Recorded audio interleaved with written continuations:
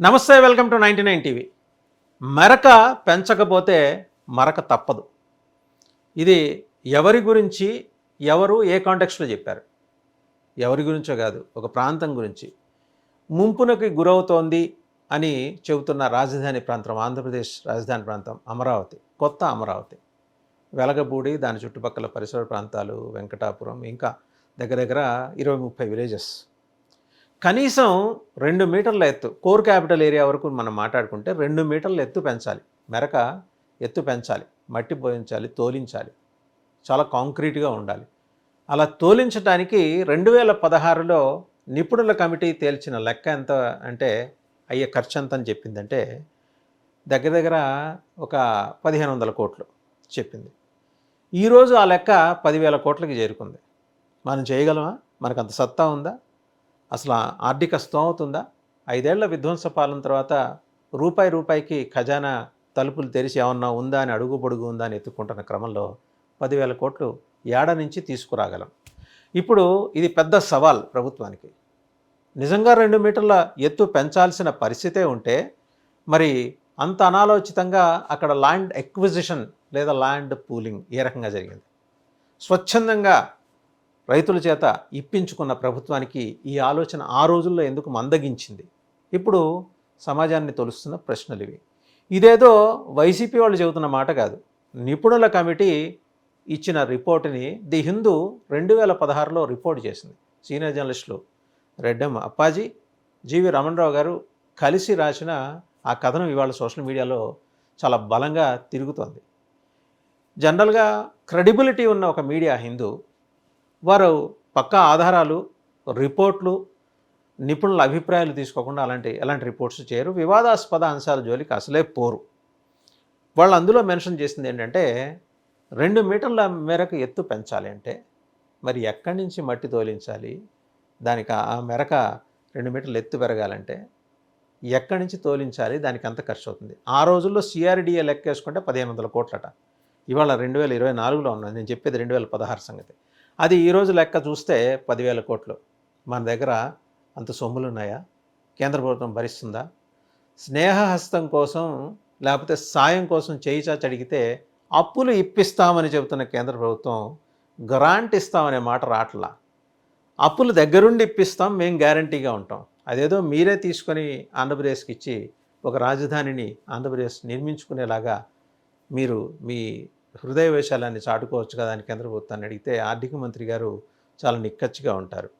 సహజమే, వారి స్థానంలో కూర్చున్నప్పుడు వారి ఆలోచనల పరంగా చూస్తే 29 రాష్ట్రాలకి రూపాయి సర్దాలంటే వాళ్ళ లెక్కలు వాళ్ళకుంటాయి, వాళ్ళ జాగ్రత్తలు వాళ్ళకుంటాయి.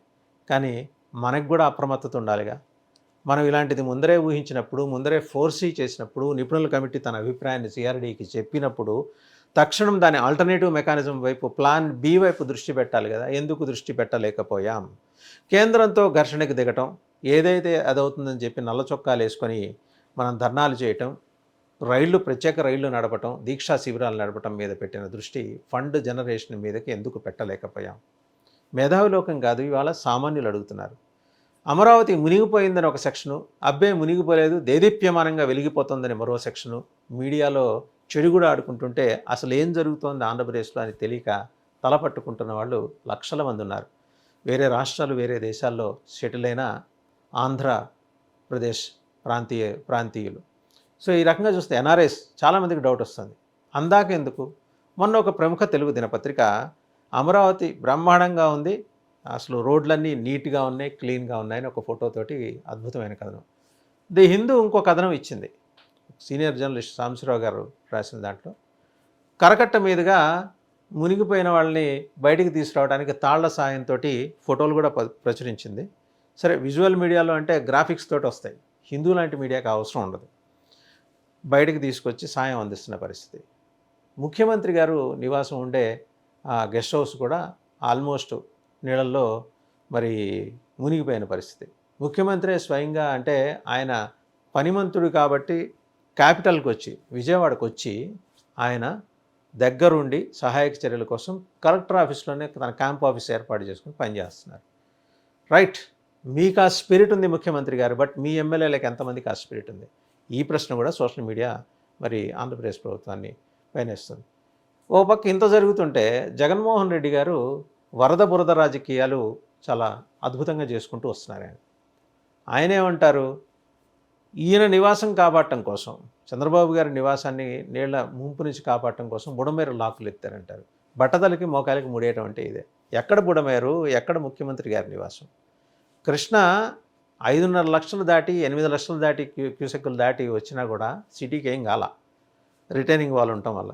మళ్ళీ ఆ రిటైనింగ్ వాల్ కూడా మా పుణ్యం అని చెప్పుకుంటుంది వైసీపీ ప్రభుత్వం. అది గద్దె రామ్మోహన్ రావు గారు ఎమ్మెల్యేగా ఉన్నప్పుడు 2018 నుంచి మొదలైన వ్యవహారం. సరే, దాని పూర్వాపరాలు మనం ఇంకోసారి చర్చించుకుందాం.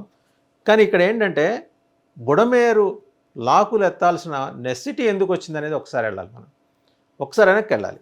బుడమేరుని దాని అది స్వయంగా పుట్టింది అది ఖమ్మం, ఉమ్మడి కృష్ణా జిల్లాల సరిహద్దుల్లో కొండ ప్రాంతంలో పుట్టింది ఆ వాగు.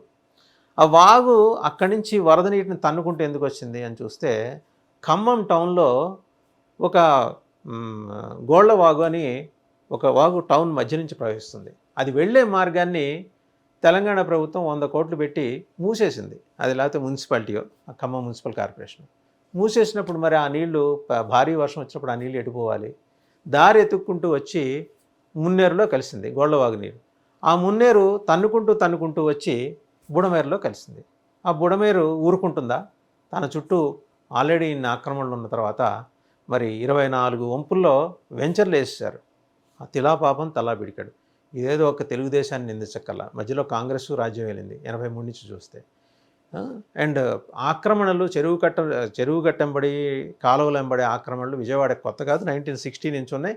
మాజీ పార్లమెంట్ సభ్యులు, మాజీ కేంద్ర మంత్రి కేఎల్ రావు గారు అప్పట్లోనే మొత్తుకున్నారు. నదుల అనుసంధాన ప్రక్రియకి శ్రీకారం చుట్టినవాడు ఆయన మొత్తుకున్నారు.